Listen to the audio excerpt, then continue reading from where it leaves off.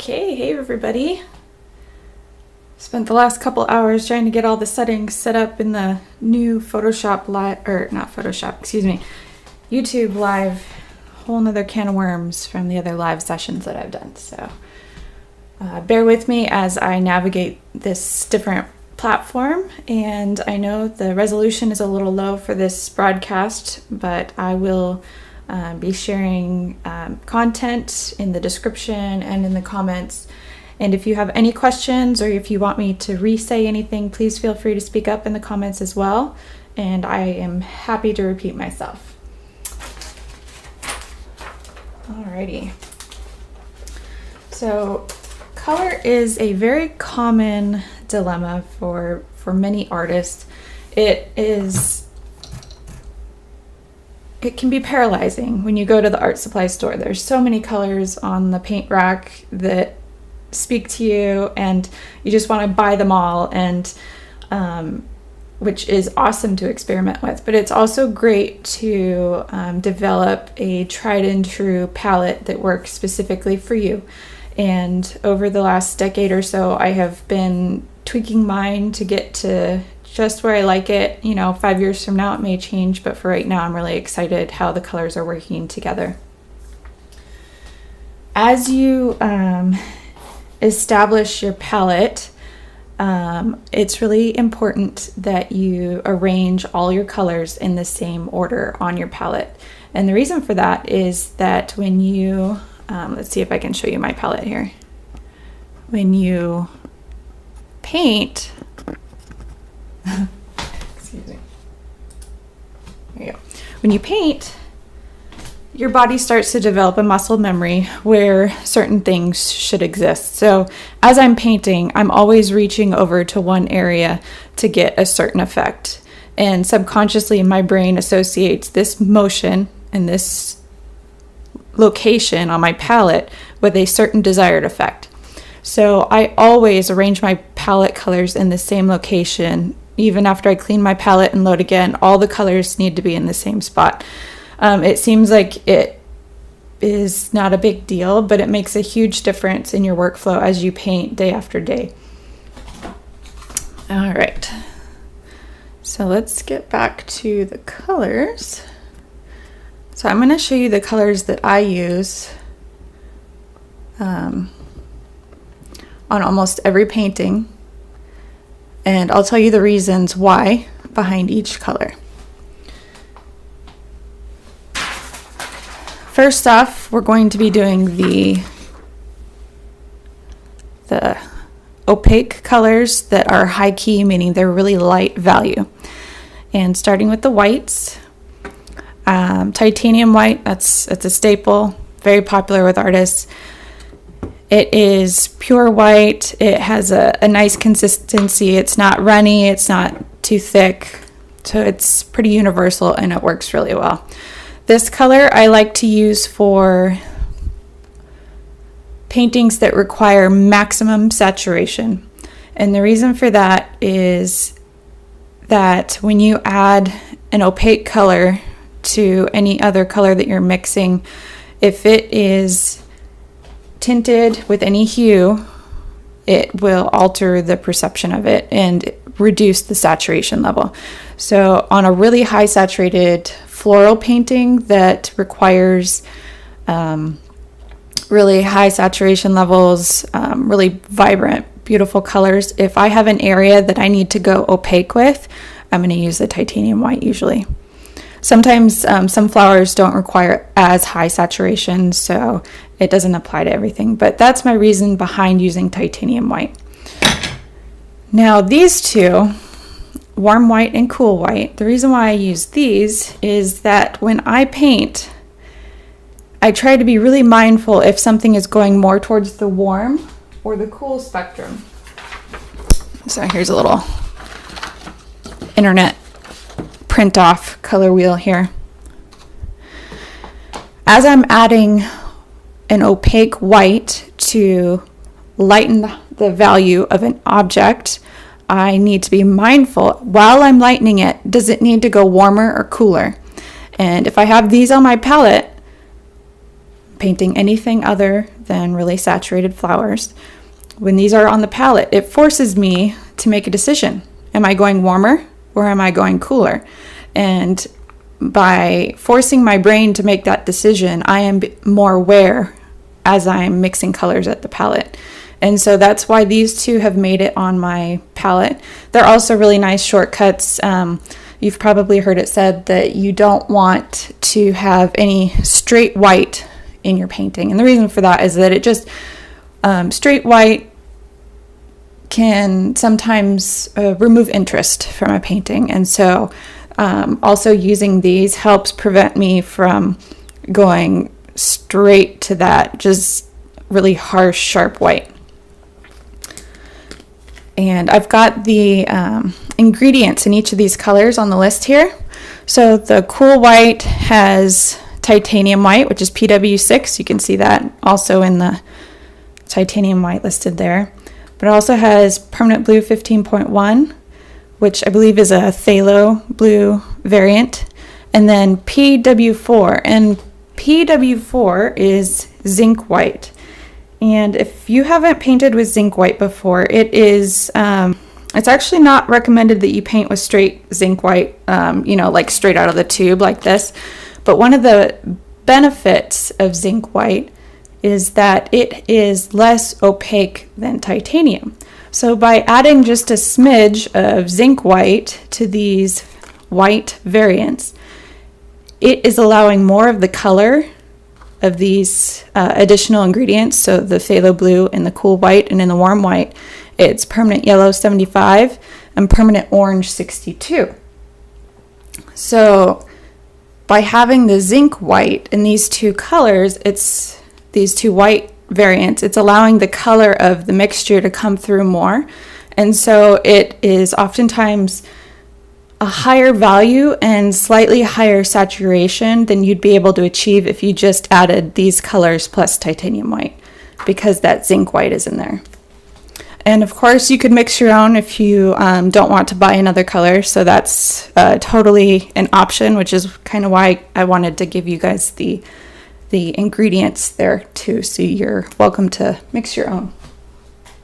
All right, so got those whites done.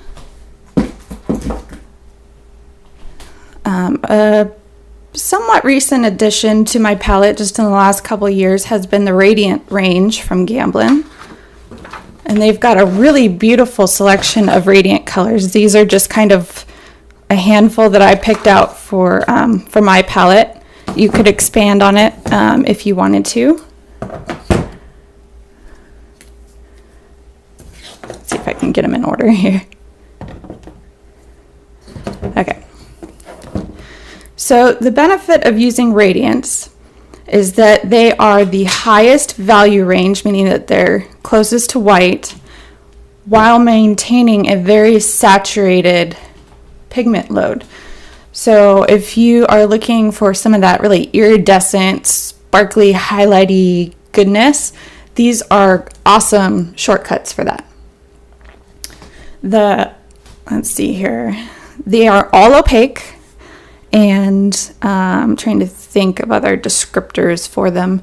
On top of being beautifully saturated, considering how opaque they are also a really, really good consistency. They're not stiff or sticky. They come out of the tube very buttery and very easily pliable, whether you're painting with a knife or a brush. So I love them. These are shortcuts. You could mix your own if you want, but having the tubes ready to go helps me in my workflow so that I'm not putting it off to mix the piles of these colors or trying to take the easy way out by not mixing it for whatever reason. So having these has really helped me kind of fight my own bad habits at the easel. So I highly recommend these if you wanted to try them out. And then also, you don't need to get all 5 if you just wanted to give it a go. If you wanted to just start with a couple, or 3 I should say, I would go with those 3. So it's the Radiant Lemon, the Radiant Red, and the Radiant Turquoise. And give those a try and see what you think. That's what I started with, and I was so excited that I got the violet and the blue, which are also really beautiful. I especially like the violet while painting flowers. And if you do a lot of landscapes, the Radiant Blue is going to come in really handy for like distant hills and mountains. All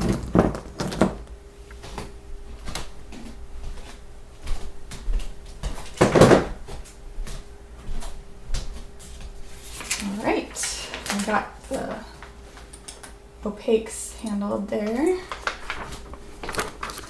Next is the warm colors.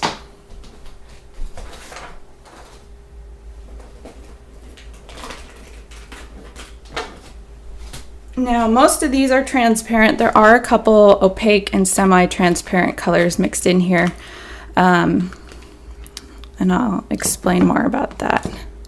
See if I can get these all to stand up for me here.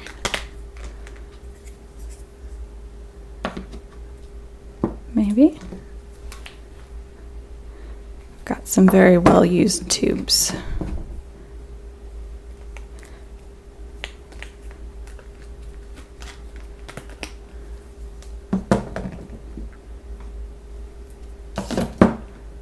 So these are all in order that I would place them on my palette.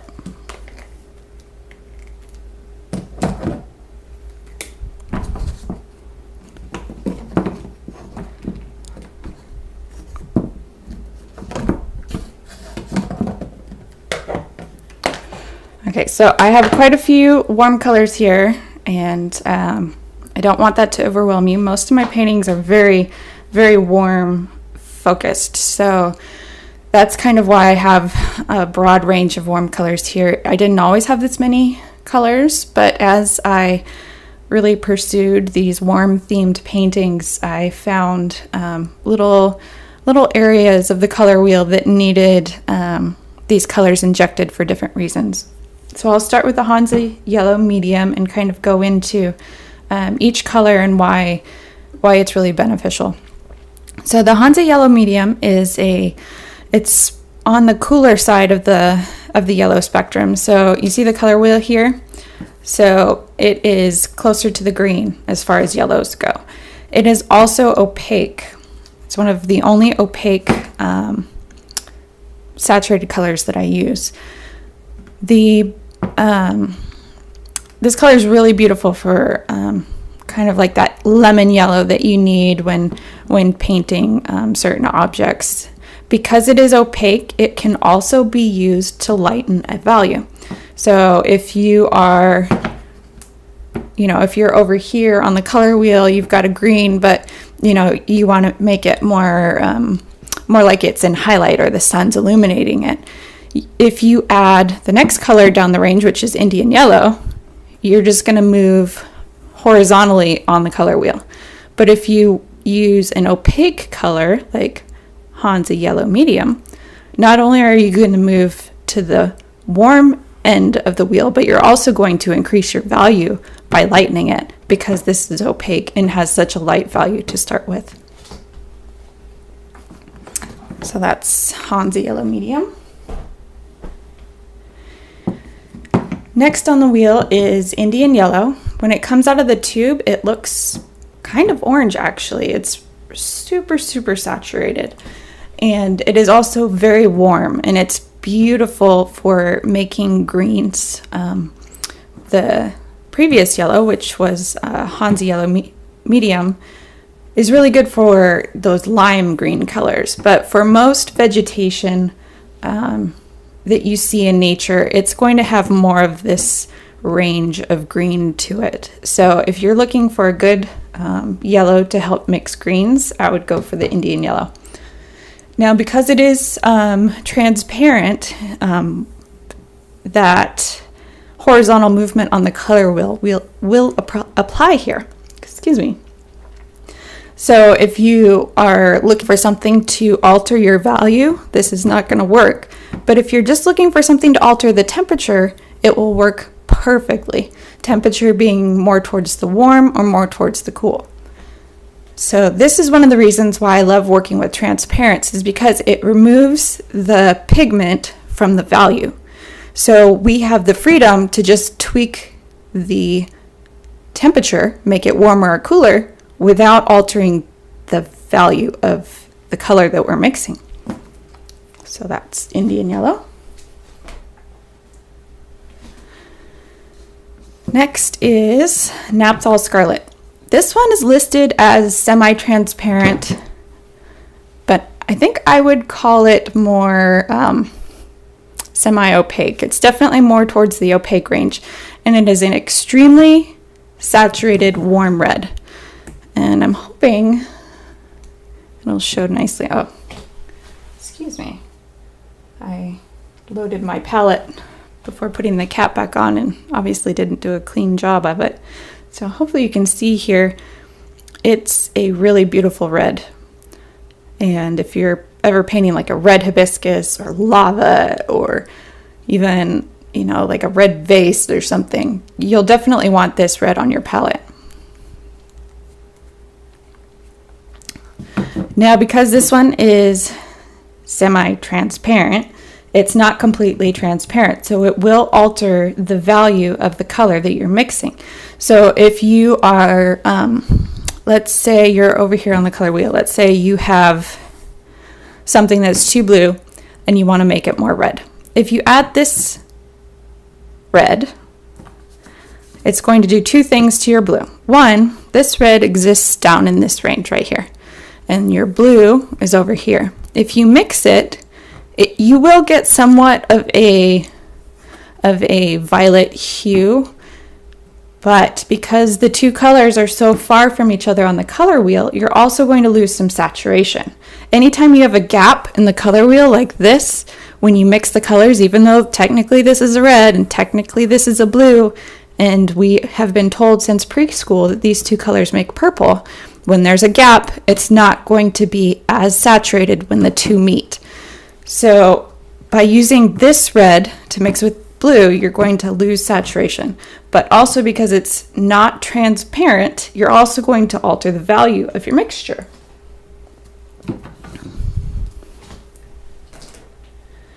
So next on the list is Perylene Red. Perylene Red has been a favorite of mine for several years, and the reason for that being is that it is a very, very hot red, but it's transparent. So where the Napthol Scarlet, the previous color, would alter the value of any mixture, this doesn't do nearly as much in the department of changing value. Now the paint itself, even though it's transparent, is pretty dark. Let's see if you can see it there. That's a dirty tube too. Okay, so it's much darker than the Napthol. So while it's transparent, it will alter the value of your mixture, but it won't make it lighter, it will make it darker. And because you are using a pure color, the darkness will not be void of saturation. That darkness will actually gain intensity. So using this color to make a black or a really rich shadow space is perfect. So this is an amazing color for use in shadows, making synthetic blacks, mixing flesh tones. It's just all around awesome. All right, this one, it's kind of funny that it took me this long to get it on my palette, but Alizarin Crimson is an extremely popular color among oil painters. It is also, unfortunately, not light fast. So Gamblin has created a permanent version of this color that is pretty lovely. This color is very similar to the previous red, which was Perylene, but it has less saturation. So if you're finding yourself kind of fighting the saturation in the Perylene, this is a good alternative. It is very dark. It's even darker than the Perylene Red. Let's see here. May even appear black on the webcam, not sure. But it is another great color to have on your palette to alter a mixture. This red probably exists in this spectrum right here. And so if you mix it with a green, you're going to get a really nice black too. This color is not as powerful as the previous color being Perylene. The previous color, you know, a little bit goes a long way, so it only takes a little bit to mix into your pile and make a big effect. This one, it's going to take a little bit more.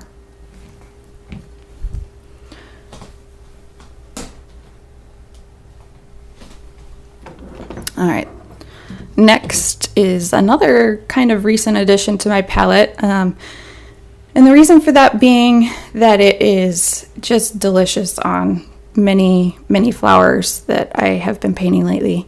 It is Quinacridone Red, and this one's about right here on the color wheel. Previously, I had been relying on Quinacridone Magenta to take this, this charge on my palette. But after adding Quinacridone Red, I've found that I've got even more color options available to me. This is transparent, and it is just beautiful for so many uses.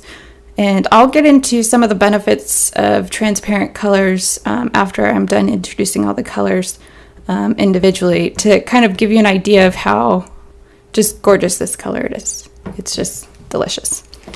All right.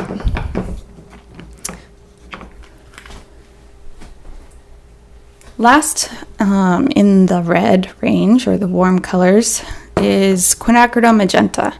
This color gets not enough attention. It is one of the most unsung heroes of the palette, in my opinion. Quinacridone Magenta can go a long way to liven up a painting. It is transparent, and it is a really beautiful color. And if you ever need something to make purple, this color, when mixed with Ultramarine Blue, those two make this range in here. And the purple and violets that it makes are absolutely spectacular.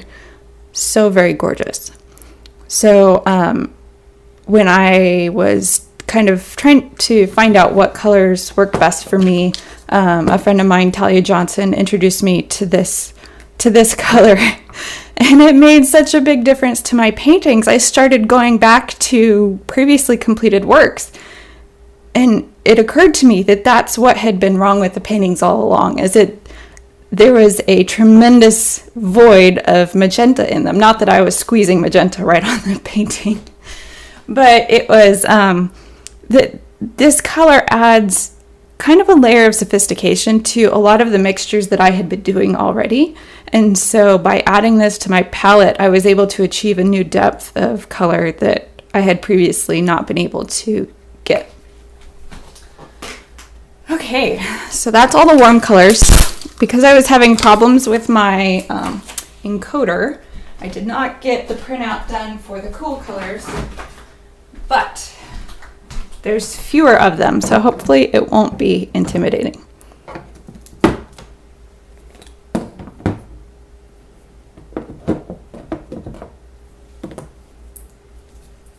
Okay. So with exception of this one, these are all transparent. We're going to start with Ultramarine Blue because it's where we left off on the color wheel. Ultramarine Blue is transparent. It's very common for, I would say, northern or more polar latitudes. You'll see these colors probably, I'd say, from, I mean, really, you'll see them all over the planet, but probably the latitude of about Oregon northward, you'll see a tremendous amount of ultramarine blue in the landscape. And the closer you get to the equator, the more phthalo blue that will kind of show up, especially in the ocean, also in the sky. I don't know the scientific reason behind that, but it's just something that I've observed. And, you know, what they say about the light being different in different locations, that's very, very accurate. So ultramarine blue is great for landscapes. It's also good for making violet, like I mentioned before. And it's also great for making greens. So if you're looking for a shortcut to a way to mix your own just natural green, ultramarine blue plus the Indian yellow, which I introduced earlier, those two will make a really beautiful natural green.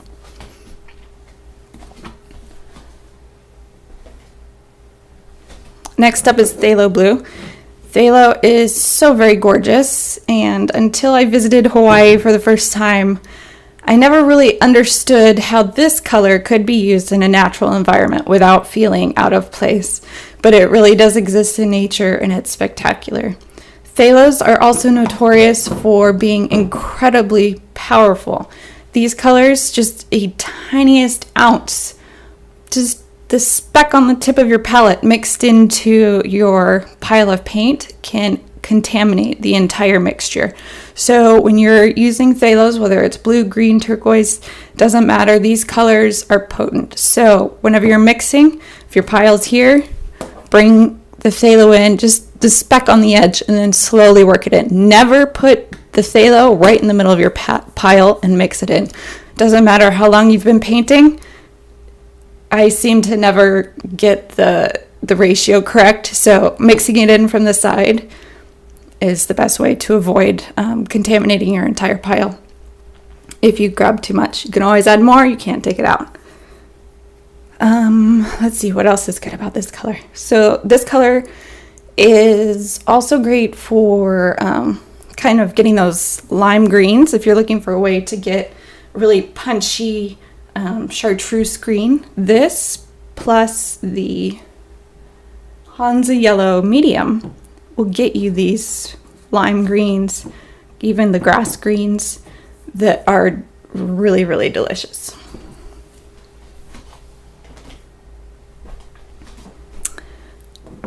Okay, phthalo green up next. Phthalo green is incredibly powerful, not just the pigment load strength, but also visually.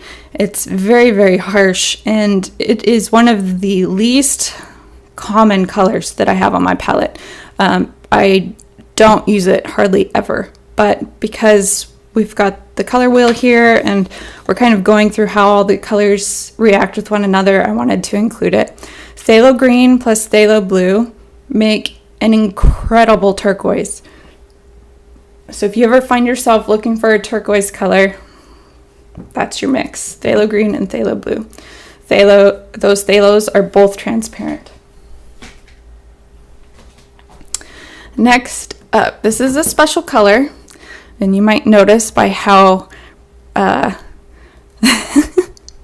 intently I have squeezed it from the end. This tube costs over $100 a piece, and it is not without reason. This color is cobalt teal. It is very opaque, and the tube itself weighs a ton. And I don't know if the saturation is going to come out for you in the camera, but it is absolutely a gorgeous color. If you were to imagine just a turquoise stone ground up and made into a paint, this is it. It is incredibly saturated, incredibly powerful when you mix it, and because it is opaque, it can increase the value of your mixture for you. Because it's so expensive, I do find myself using it sparingly, but there are some occasions where just a strip of that turquoise, or using it to mix that perfect ocean color next to the shore, in a tropical environment, it's just delicious. So this is a fun one to try if you want to get a little adventurous. I recommend this one. All right, last in the cools is the sap green.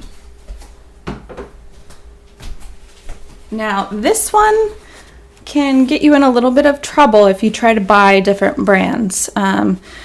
This is a mixture color, it's not pure, and it is, a lot of different brands have sap green, but none of them work the way this one does. A lot of the other brands have sap green that's opaque, and it won't work the same way. Some of them have warmer or cooler versions. Same thing, won't work the same way. So I really recommend this one that you stick with Gamblin, especially. So this one is transparent, and it is a beautiful natural green, and it's not too far to the blue side or the yellow side. It's probably right in here. So it's right in the middle, which means it's really easily modified for different uses. So I'll let you see it there. It's fairly dark. Now this color, sap green, which is around here on the color wheel, plus Perylene red, which is over here, make a gorgeous black. Very rich and luscious. It's just deep and looks like it goes on forever.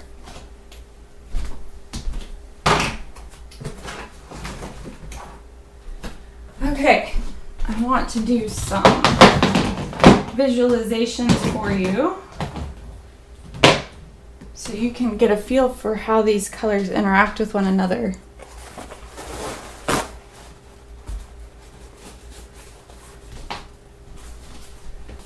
Let's see here.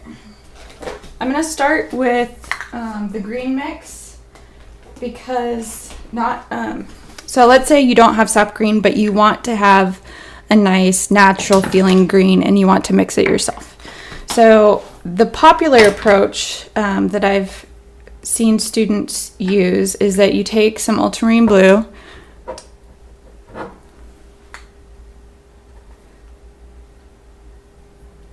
I'm painting on saran wrap right now, vertical saran wrap, so excuse the drippies. Okay, so they'll take ultramarine blue and some kind of opaque yellow. It's usually like a cadmium, or they try to use the Hansa yellow medium. And the green they'll get will not be very saturated.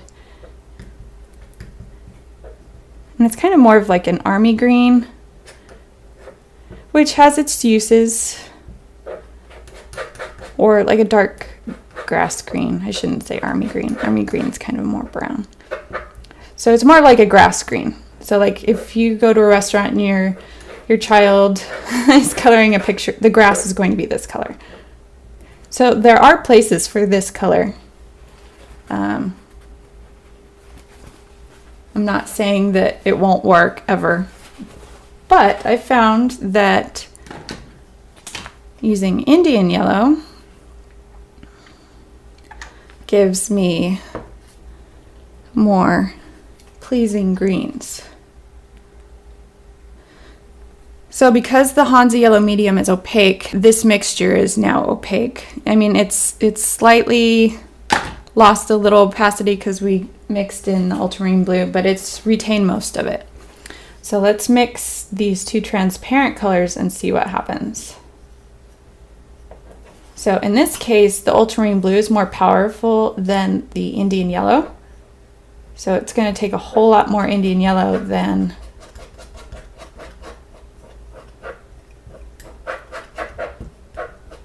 the blue.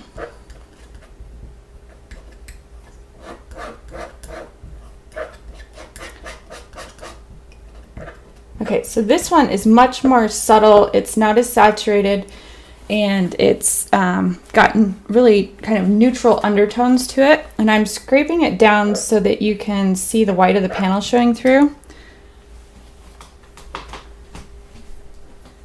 And then I want to show you what happens when you do this with phthalo blue.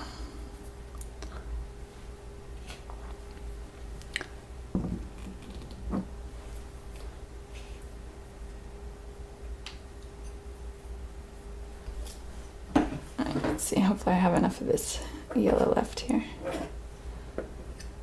So I'm just going to take a smidge, teeny bit.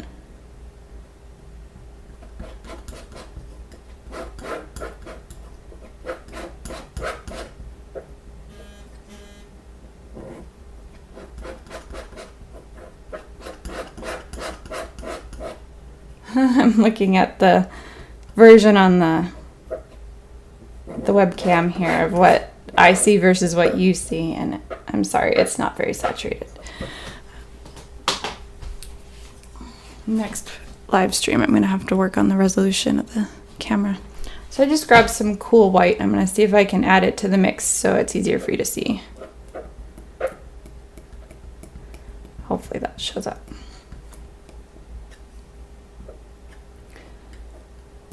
So that you can see the color.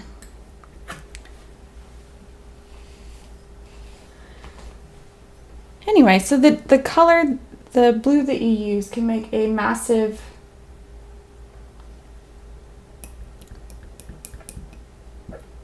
impact on your mixture. It doesn't have to be just, oh, add yellow and green and you'll get your color.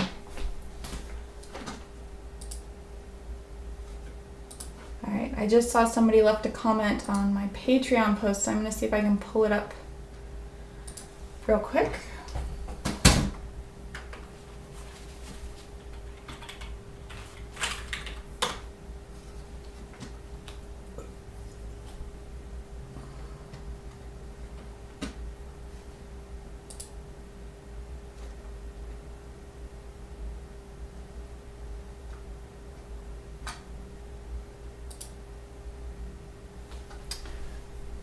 All right, Jennifer asks, why Hansa yellow instead of cad yellow? Well, for one, I try to avoid the cads wherever possible. Same reason why I avoid, certain foods. I spend so much time immersed in painting that I try to make my work environment safer. I like the color intensity of the Hansa yellow medium. I feel that I'm not losing anything spectacular by not using cad and supplementing it with this. So my primary reason for not using cadmium is the safety, and I have the added benefit that it doesn't really alter the saturation level, which is awesome. Hopefully that answers your question.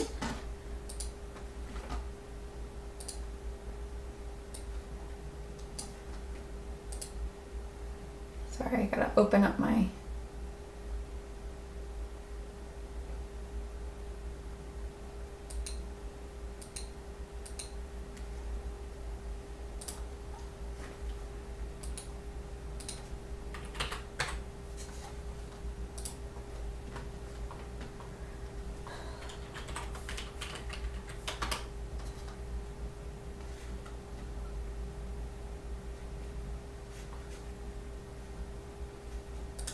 Okay, sorry about that. So I wanted to show you the Quinacridone red. I'm going to see if I can steal it from my palette since I already have some on my palette. So this color is amazing. I'm just scraping it down on this panel so you can see the white of the panel show through the paint. It is delicious.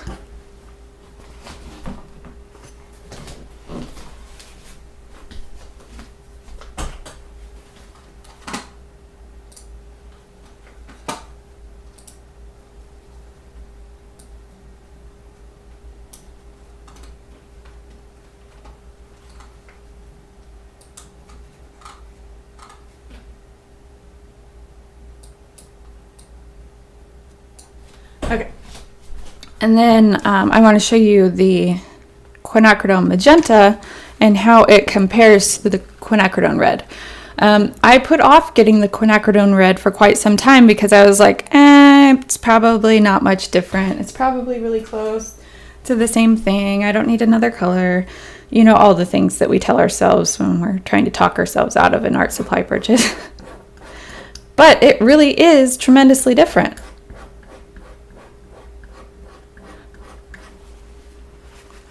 So hopefully you can see it here. So on the color wheel, the Quinacridone Red is here. The Quinacridone Magenta is here, very close to the violet, but not quite. And because these two colors are so different, they have very different purposes. So if I want a really saturated blue, purple, I'm going to go for the magenta because it's closer to the blue. Likewise, if I want to kind of get a yummy orangey or, tangerine red-ish thing going on here, I'm not going to grab the magenta. I'm going to go for something that's closer to my other color that I'm mixing with it on the color wheel.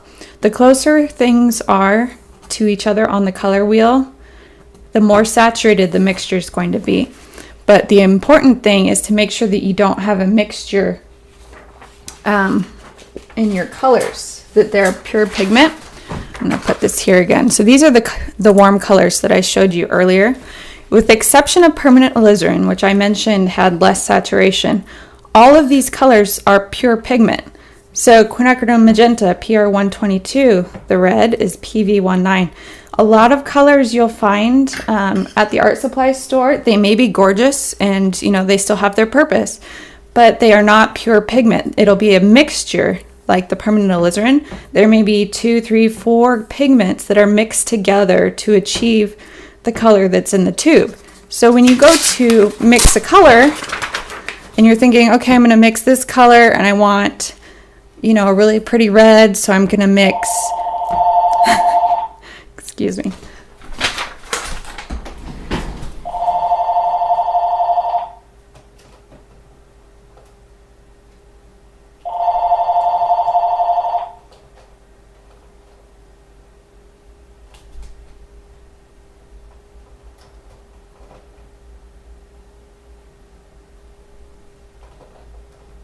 Okay, sorry about that. I think I figured it out. I don't use our landline very much. Okay, so when you have a mixture, a color that is a conglomeration of multiple pigments on the color wheel, you cannot accurately gauge where it's going to land when you try to mix it with something over here.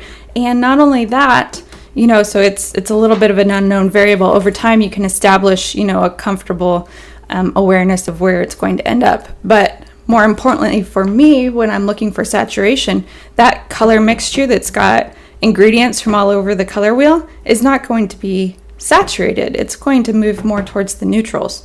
So by working with pigments that are pure, I can pin down exactly where they live on the color wheel and how they're going to relate to what I'm mixing it with and how saturated the result's going to be.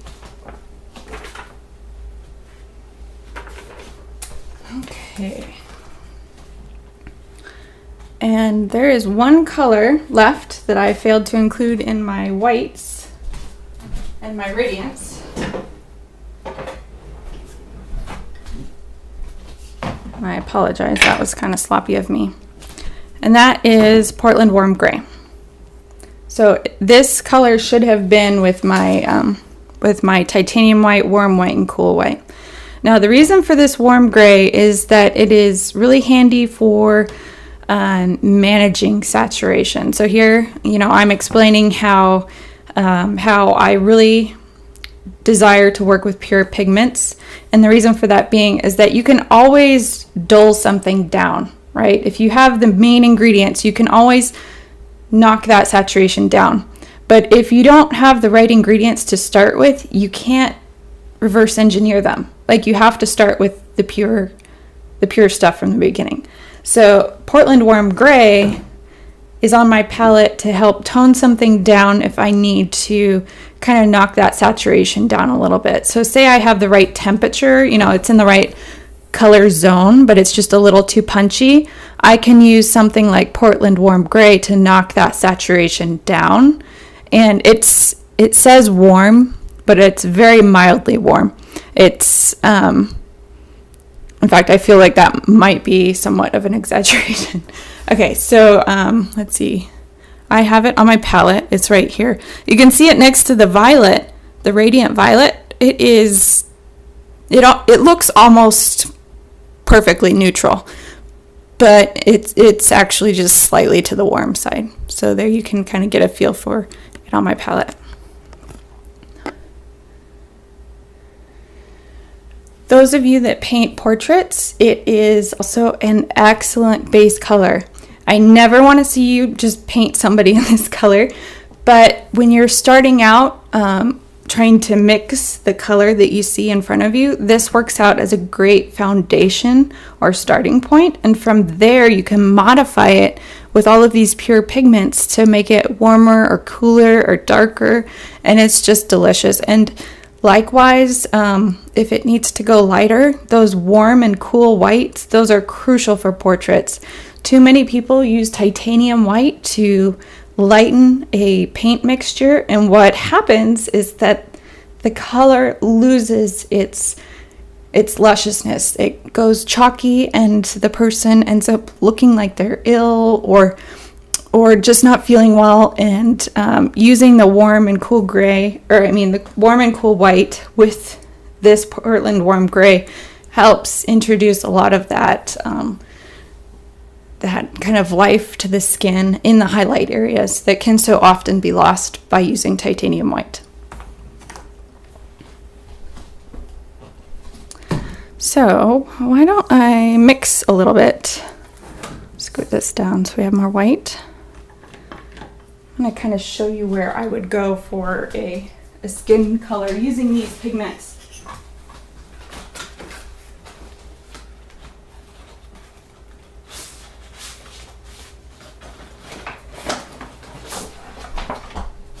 Alright, I just happen to have a reference photo from one of my past portrait classes.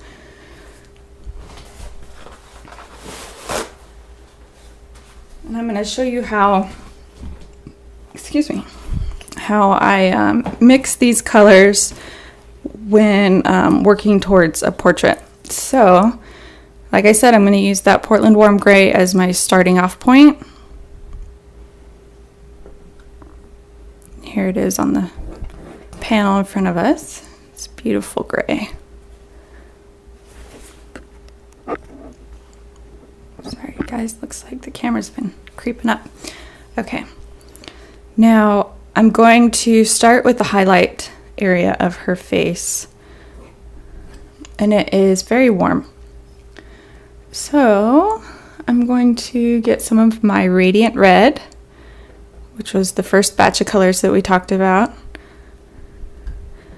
Start by mixing that in. Benefit of the Radiant Red is it's going to make this color warmer and a little bit lighter because it is opaque and it has a lighter value.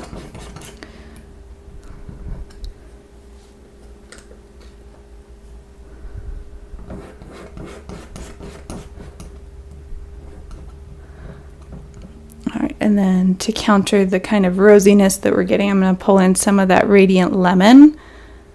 So again, it's lighter and warmer. Starting at the edge of my pile and working up. That way, if I grab too much, I don't mix up the whole pile in the wrong color.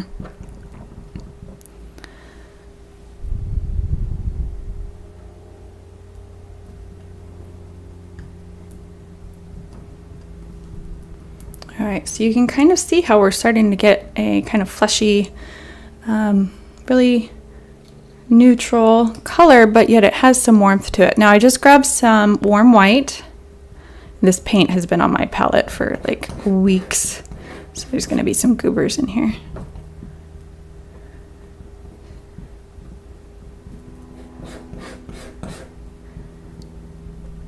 It's starting to look like makeup, like I could just put it on. All right, so I want to go warmer still. So I'm going to get some more of that lemon yellow.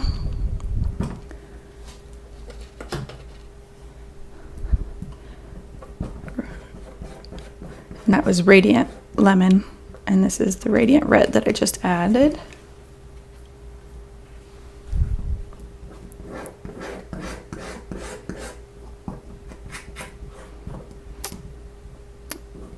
Okay, and get some more of the warm white. Oh, looks like my palette's about out of the warm white. I'm gonna reload.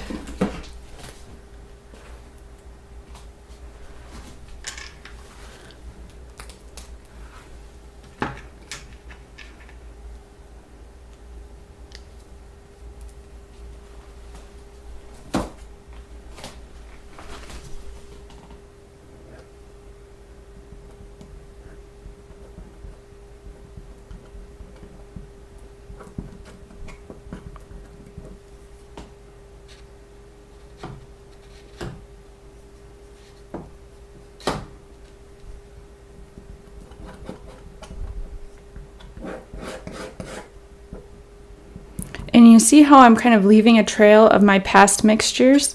That is intentional because I know that these colors that go darker and cooler as they move up the panel here, I'm going to be able to use them elsewhere in the painting. So that is completely intentional. I love making those little mixture trails as I paint or as I'm mixing, because you can recycle these other places in the painting very easily.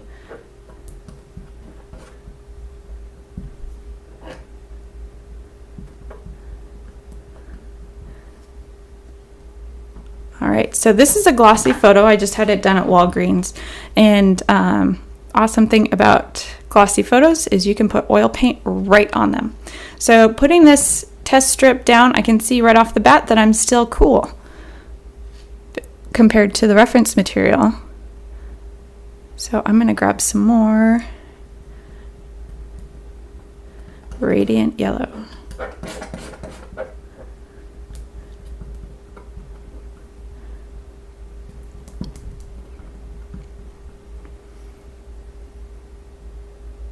And I'm just going to try out some of the Scarlet, Napthol Scarlet, to see how this alters my mixture.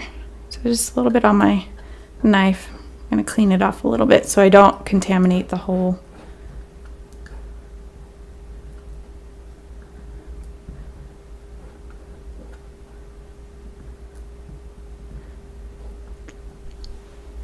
All right, let's see how that compares. Much better.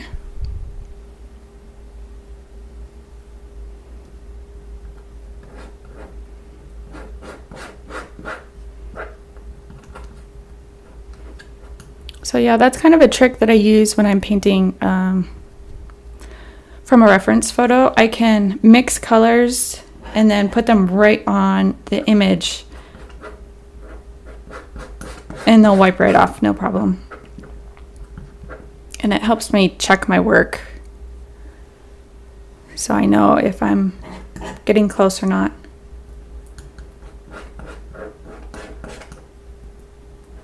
So I just pulled some of the Quinacridone red into the mixture. As the highlight space moves into shadow across her forehead, it gets more red and less yellow. It also gets darker at the same time. Sorry, I'm getting sloppy with my knife here. So that would be a plane between her eyebrows, side of her eye socket there, chin. So you can see how mixing the pile as you go can adapt to fit the profile of the face, and how these colors that I use for painting super saturated flowers also work beautifully together to create more subtle color combinations like flesh tones.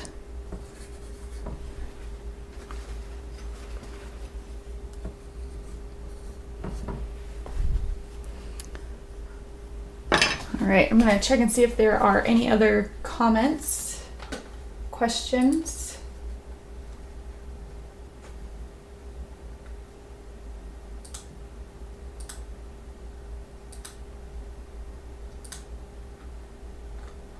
All right, I don't see any questions.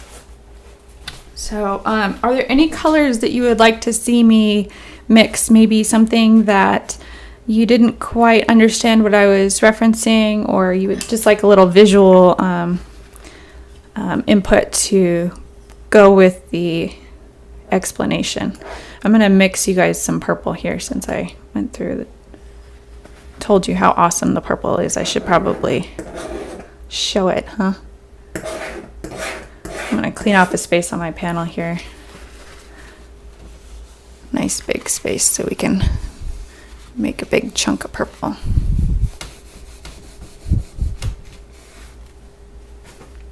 Okay, so we're gonna use the Quinacridone Magenta. I'm gonna grab some more Ultramarine blue because that last pile is pretty much contaminated.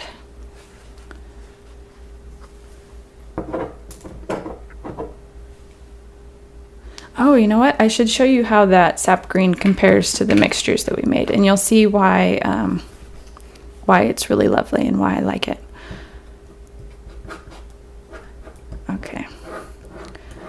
So I'm going to try to scrape it really thin because purple is kind of a dark mix. So hopefully you'll be able to see the saturation and the really luscious jewel tone that comes out of these two colors.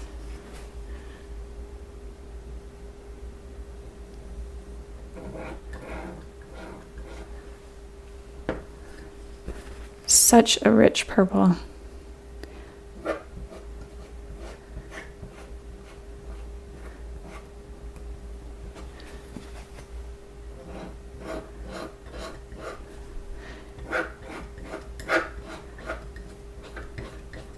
You know what? I'm going to use my finger to spread this out because I think it'll get a more appealing.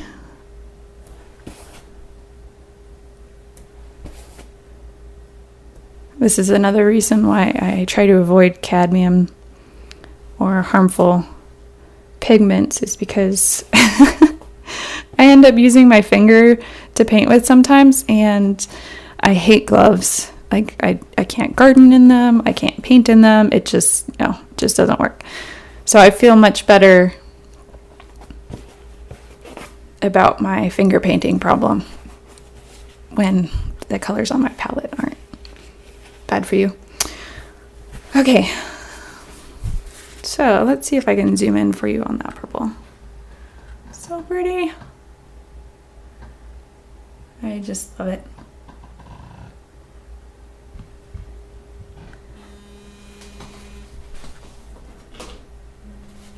Okay, so I promised you some green.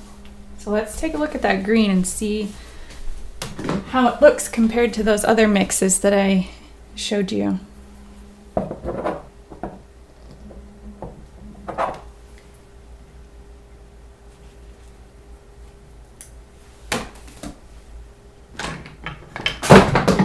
Oops, making a mess. Okay, so this is sap green, and it's just beautiful. Like I said, not every brand has the same version, so please, if you decide to buy a sap green, get the Gamblin version. The last class I taught in Alaska, I had a couple students purchase a different brand, and it wasn't their fault. Someone had suggested they just bring what they had, and so they did, and they struggled quite a bit with the colors that they brought. Even though the label said the same color, the ingredients were not the same. So I just love this color. More finger painting. So let's see if I can show you up close. Isn't that a gorgeous green? Now you can modify this green by adding some of the Indian yellow. It's just beautiful to warm it up. Or say if you wanted to make some of that black that I was telling you about. Let's see if I can grab some of that Perylene red. So here's the Perylene red. The Perylene red is stronger than the green, so you won't need as much red as green. But look at that. I just love the two of those together. It's gorgeous.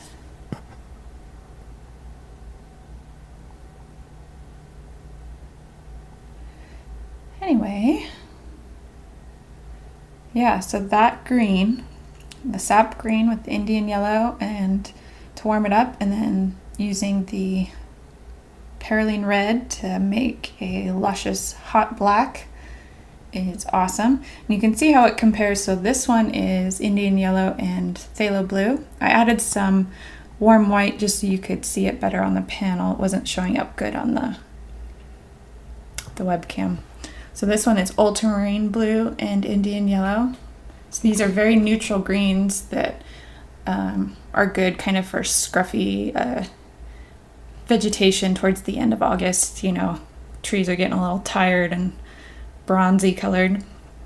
And then this is one of those popular colors that people always try to mix but get frustrated when it doesn't work out in their painting the way that they want it to. So this is the ultramarine blue, and this is the Hansa yellow medium. And you could substitute that for cadmium yellow or cad light or whatever lemony yellow that you use. When those two come together, it is a nice green. Don't get me wrong, it's a beautiful color, but that color doesn't happen perfectly in nature like that very often. And so having different variations at your disposal, you can create those really beautiful mosaics of vegetation that happen all over the world.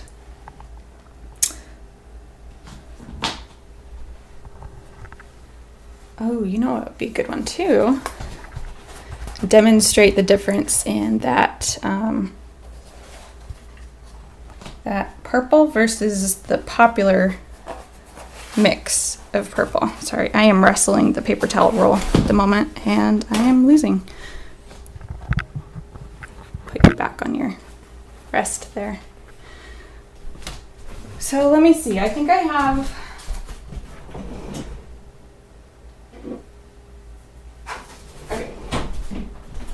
So I have a cad red. This thing is ancient.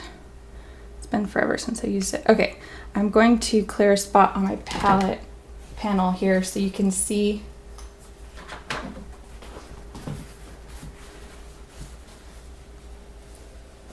what I'm talking about. And as I'm showing you these comparisons, I really want you to know that I'm not knocking it. Because we all start somewhere and we all come from different backgrounds as far as, you know, what our instruction told us or what our research showed us from different sources. And so having these ways to experiment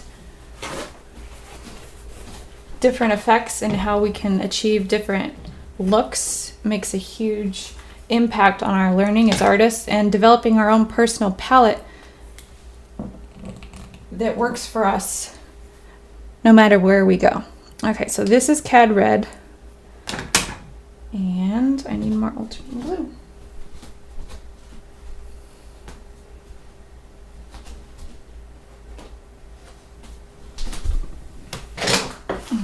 There it is. It fell behind the easel. All right. So when I first started teaching several years ago, so when I still lived in Alaska, and Michaels offered a program through Grumbacher, and they had these little kit lessons of like how to paint or how to, you know, do a landscape step by step. And it was shocking to me that they were telling students to use cad red and ultramarine blue to get purple. And, you know, if they were looking for a not saturated purple, that'd be fine. But the purple they were going for was, you know, they were trying to get a really beautiful purple. So let me just show you how those colors react together in case you haven't tried yourself. So again, since preschool, we've been told red plus blue equals purple, right?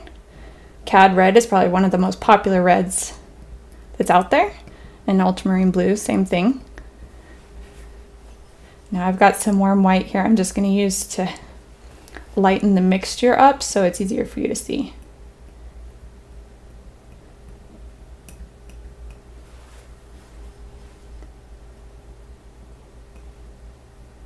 And then for the sake of scientific analysis, I'm going to add the same warm white to the purple that I just mixed with the magenta. Just so it's apples to apples here.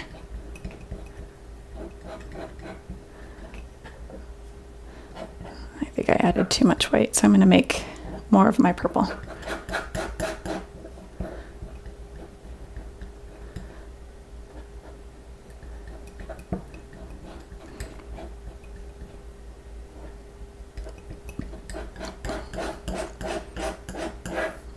Okay, now I'm going to put it next to the color that we just made. Okay, close and personal. All right, Cad Red, Ultramarine Blue mixed together. And then I added a little white just so you can see it better on the camera. You see that? Does that look like purple to you? No, definitely not. This is Quinacridone Magenta, Ultramarine Blue, and just a little bit of white so you can see it better. But do you see the difference? Massive difference. So this is why color is important and why experimenting with how different pigments react to one another and where they live on the color wheel is crucial.